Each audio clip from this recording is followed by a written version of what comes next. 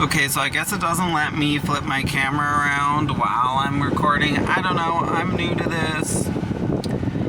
I just want to try this YouTube thing out, whatever. Shout out to Peach. Shout out to Shay Snacks. By the way, missing that food in Fort Lauderdale very much. But I'm eating Pollo Tropical today, which reminds me a lot of living in South Florida. But I won't rant about the food so much because we need to talk about sugar gliders. So what do I need to tell you guys about sugar gliders? There's so many things to say here. Number one, I think it's obvious that I have a new baby sugar glider. And I think it's obvious that you guys have seen him yelling and screaming, what we call crabbing. So, you know, I think the first thing I want to talk about is giving up on your sugar glider, which happens very often. There's like a hair in my mouth.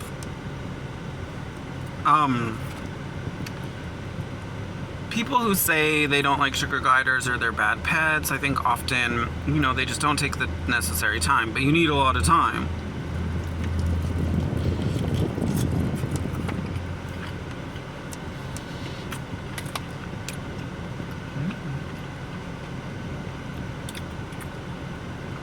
I mean, like Princess, my first one, I was working not at home when I got her.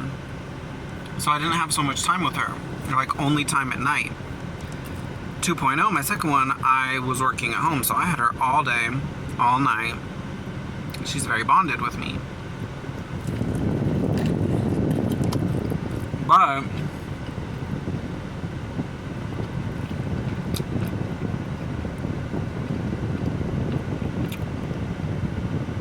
my females were very easy to bond compared to this guy. You know, he's already showing signs that he's going to be a little tougher. The fact that he's still yelling, he's still crabbing. Like, he can hang out with me in that pouch, but, you know, in this, he's kind of mad. You know, and I'm kind of having to force him to come out with me and force him to let me touch him, and a lot of people don't like to do that. Maybe they even say I'm abusing my animal, you know, you need to like let them come to you. I personally don't believe that.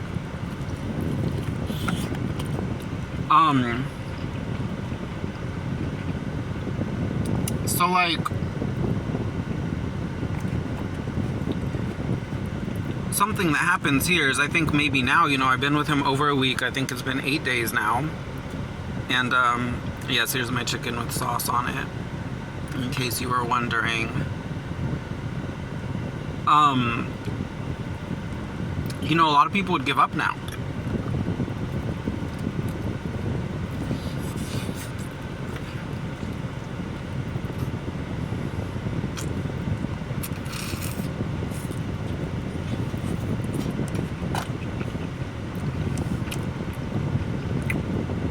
They would say, my glider is mean, my glider is angry. I don't like him, he's not sociable, he doesn't like people, he doesn't like me. But the thing is, you know, you see how small they are. I mean, they're literally like the size of the palm of my hand. So they're terrified of you at the beginning. And like, some of them will immediately bond. You could have a sugar glider that, bam, immediate bond. Or some of them never do. You know, I used to have one who was very aggressive. I actually, well, I didn't get rid of her. I gave her back to her breeder because she was like attacking the other ones. And I had an aggressive one once and she bonded to me. She bonded, but she was always aggressive. She was always angry.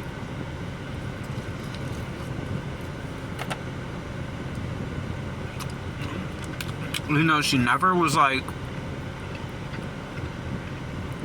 nice. But in my opinion, boys are just kind of tougher in general. So, you know, I just am gonna keep being patient with him and you guys are gonna see what happens. I mean, this is like the negative, I think the big negative of a sugar glider.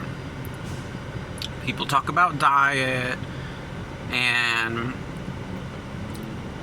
you know, there's many options out there. I don't think it's so crazy as people like to make it seem. I think the big issue is handling bonding. So let me say 2 things about them that I think scare normal people. I say normal people because I think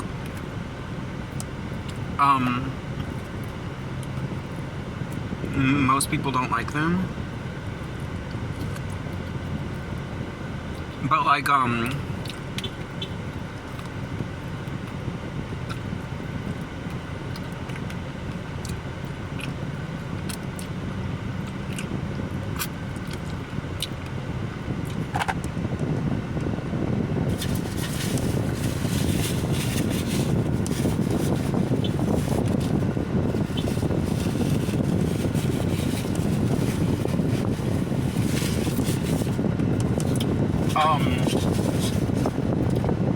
now some fried yucca.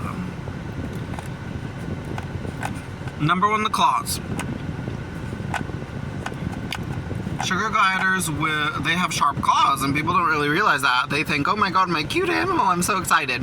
They're not ready for that thing to sink its claws into you to the point where you're going to be holding your arm upside down trying to shake them off.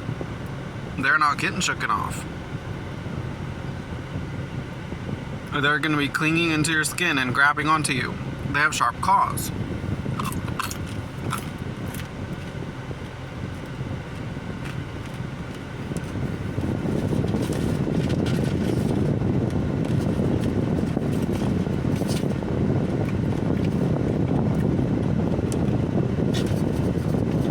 I'm a little disappointed in the fried yucca.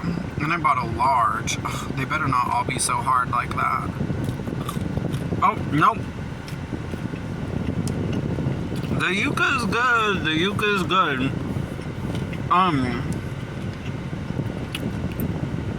So like, definitely the claws, and I think the fact that they burrow is something that people are not really ready for. Because bonded or not, if you're a woman, this thing might, like, literally, when you get your little baby, it might sink its claws into you, pee and poop on you, and then run into your bra area. If you are a man, it might do the same thing, except obviously it's gonna run into your shirt area. Probably will end up in your collar area and try to sleep there or something. I think a lot of people aren't ready for that. Like, oh my god, I saw this cute animal, and I didn't realize when I got it, it was gonna sink its claws into me and it was gonna run into my shirt. And I just wanna be real about the burrowing, because if they become very bonded, they're gonna wanna burrow as deep as possible in the clothes as they can. This might be too much information, but my favorite one, 2.0, she has snuck into my underwear before. So I'm just trying to be real about the burrowing thing. I think that's a big thing that freaks people out and they're not prepared for. Or the claws.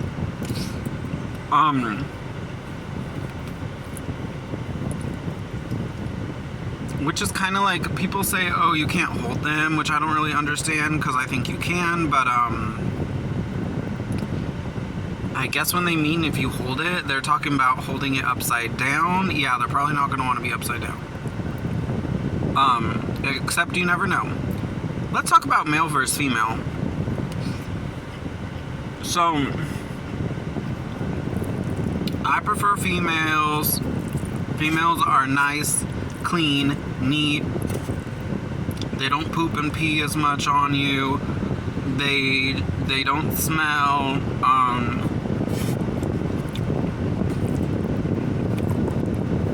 I just think, yeah, rice and beans, if you're curious. I just think females are better.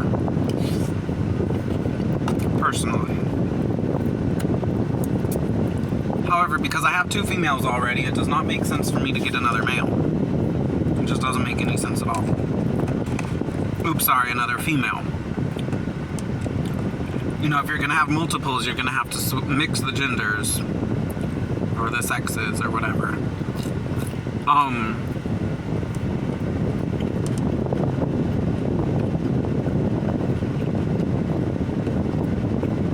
You know, because Females can be very territorial. They can fight each other. Not to say the males don't, but I definitely feel that females are a little more vicious like this. Like, they'll attack another female a lot more easily, I think, than a male would attack another male, unless there was a female involved, you know what I mean? Like, if you had two males, they'd probably be fine. But two males and a female, no. But now two females, or I mean 3 females, I mean, you're just asking for a sugar glider fight at that, sugar glider girl fight at that point, hair pulling and everything. So, I would say that the main difference between them, he's pretty good right now. I would say that the main difference between a male and a female sugar glider is, ugh, look, my bread got the beans all over it. Ugh, whatever.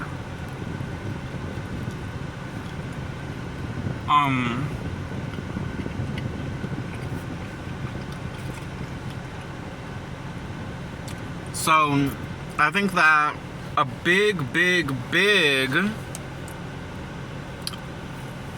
the main difference between males and females, you know what, this thigh looks good. And thighs are my favorite piece of chicken. Let me know down there if you're a thigh guy too. I just love the thighs. So females are hyper, males are kind of like lazy or don't really move so much as the females.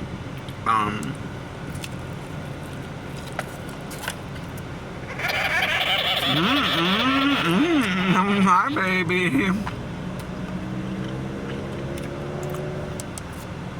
And like, I forgot about that because my first male, who died of a urinary tract infection or something like that, and then I believe that's more common in the males. It just freaked me out about getting a male forever, but he was really lazy, didn't move around, and you don't really notice while they're sleeping, right? But when I do that tent time, like if I get in that tent with my females, they're gonna be flying around immediately. The second they see they're in that tent, they're gonna be like whoosh, whoosh, whoosh, whoosh, whoosh.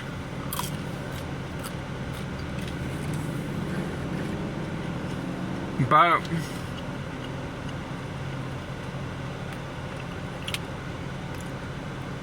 you know, a male, and him especially, it's like I've been letting him out in the tent, and all he really does is like sit there and poop. Basically, he just sits there and he poops. He doesn't really like do anything. And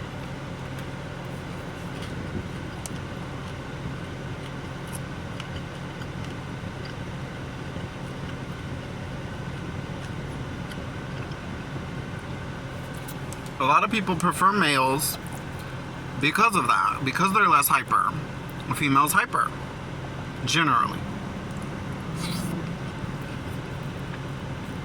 You know, a male will be more likely to be what you could describe a cuddly sugar glider,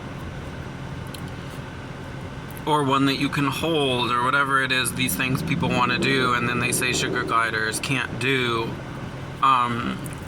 A male is going to be more likely to, a neutered male is going to be more likely to do this.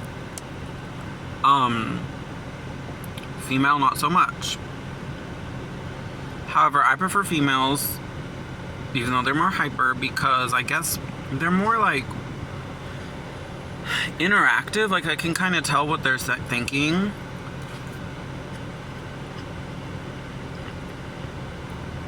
Or like they'll really let you know if they like you or not, you know what I mean? The males are just, they're kind of like hard to read. They don't really do anything. You know, they just kind of like lay around and they're just not so energetic. And they're smellier and poopier. Like obviously he's a baby. Any baby is not gonna be like, they're not potty trained, you know. Your sugar glider is not gonna go into your bathroom and use the toilet. Actually,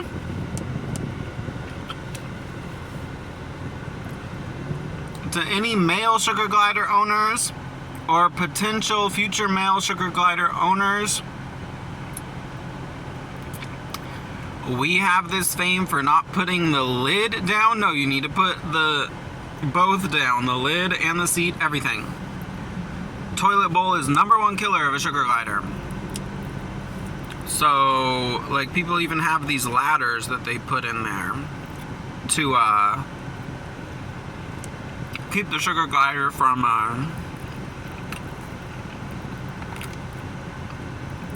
going into the toilet and dying.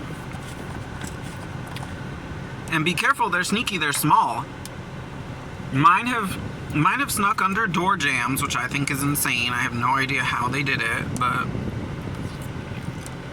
they have gone under doors. The psycho female I was telling you about, one time she got into a gallon jug of water and almost drowned.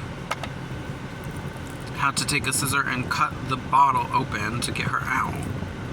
So you have to be careful. They're small, they're mischievous, they'll get into weird little spaces, you know.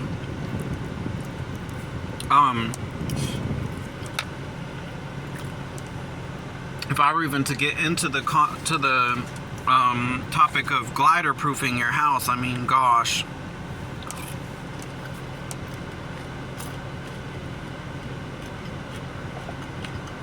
It's tough, and it takes a lot of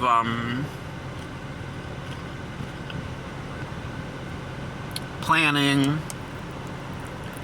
I mean, if you're really gonna have like a free running glider, you have to like put stuff in the electrical outlet so they don't electrocute themselves and all kinds of stuff.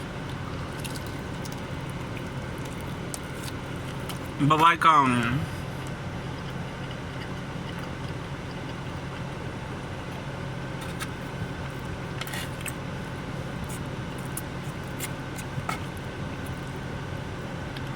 what else do I feel like I have to tell you guys about?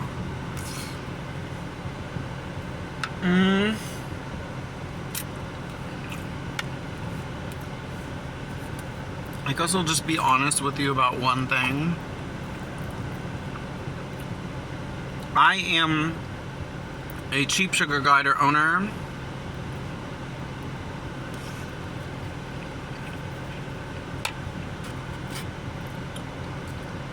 I would categorize myself more on the poor side.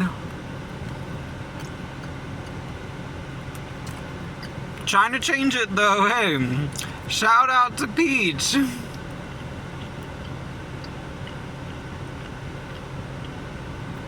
Trying to get my big bag, big bank here. So, like,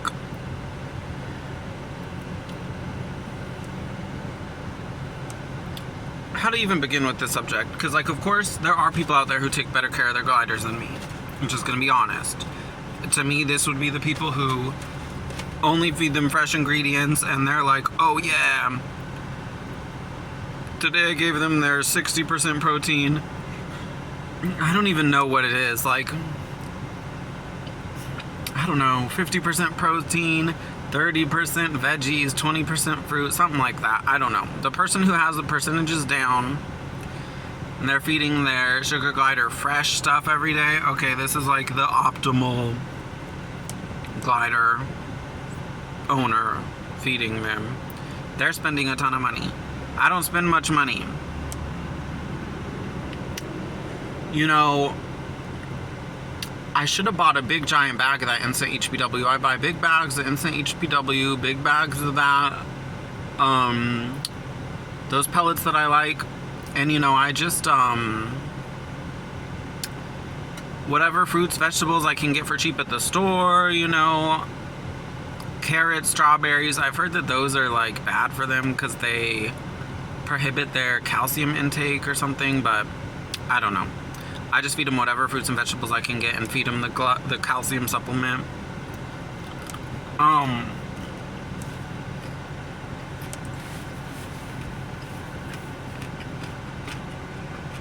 You know, I really do not spend too much money on my gliders.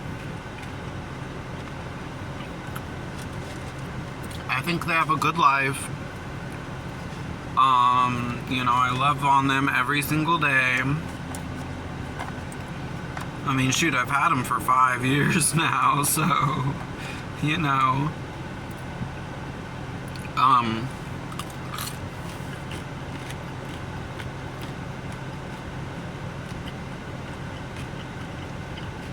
So I guess I just want to get that message out there that you can be like a normal, average person and have sugar gliders. You know, I don't think it's a pet that you have to be rich to have. Or even like, you know, people say, oh my gosh, there's such a giant responsibility. And like, you know, I just don't see them as being any more complicated than any other caged animal. I just think that the things that people complicate are the wrong things. Like, you know, the diet stuff. Okay, you can figure it out. There's complete pellets for you. I personally don't really like that option, but lots of people do it. Sugar gliders seem fine. There's the smoothie option, which is like my preference, which either means doing the traditional way, buying it all at the store, or buying those little powders, which I like. You know, it's worked for me. I've talked to vets and stuff, and they say I'm doing fine, although I'm trying to remember which one, because I think that the exotic vets, at least when I first got sugar gliders many years ago, well, 5 years ago, they were suggesting, I think TPG.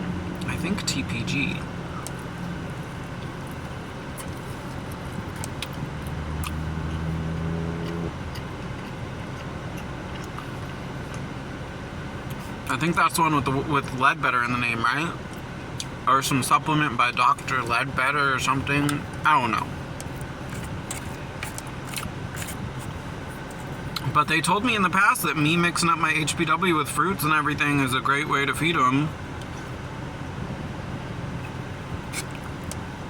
I don't want to say specifically which practice said this, but they were definitely very familiar with sugar gliders. You know, I honestly think any exotic vet here in the state of Florida is familiar. I think Florida is the biggest sugar glider state. I don't really know, but Team Florida all day. So like, ooh, I'm getting full, but I still have some more chicken. What else do I want to tell you about? Well, you know, I think that the big thing I'm trying to show here is that the most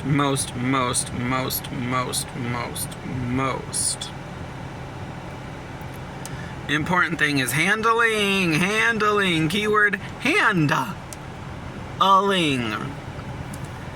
I think a lot of people, like, they're afraid to touch them, they're afraid to pet them. Some people never touch them or never pet them. Like, for example, they'll stay in the pouches all day and they'll never actually touch them because they're afraid. And it's like, these are animals that are exotic, they're weird. You're gonna have to deal with a screaming squirrel. Like, literally, when you first get your sugar glider, you are gonna have to deal with a screaming squirrel. Literally. I work... I'm not supposed to have screaming animals with me, but I do.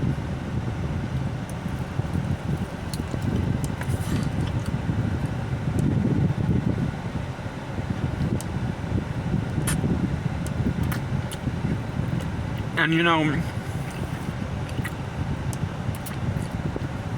no one's ever said anything about it because I just squish them the second he starts making those noises, but like, even if they did, you know, I'm just gonna say whatever, I don't care. My sugar gliders are more important. And quite frankly, deal with it. But like,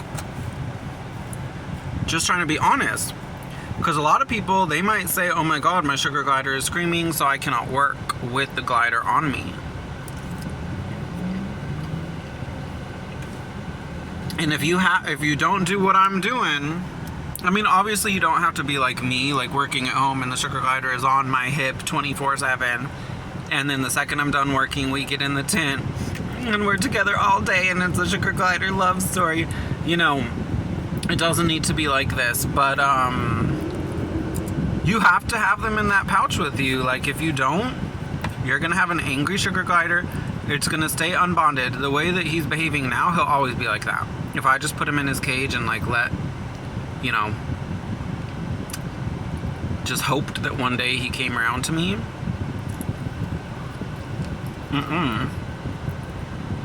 It's not gonna happen. So